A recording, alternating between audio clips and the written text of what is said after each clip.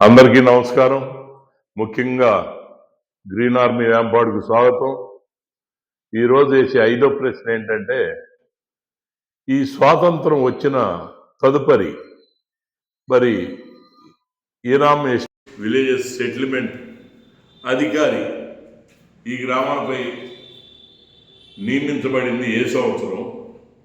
మరి నియమించబడినటువంటి ఆ అధికారి ఈ వ్యాంపాడు గ్రామాన్ని మరి ఎస్టేట్గా ప్రకటించారా ఆ సమయంలో, లేదంటే ఈనాంగా ప్రకటించారా? మరి ఇదంతా కూడా ఈనామైతే మరి దేవస్థానానికి రఘునాథ స్వామి ఇనాందారుడిగా ఉన్నట్లు ప్రకటించారా?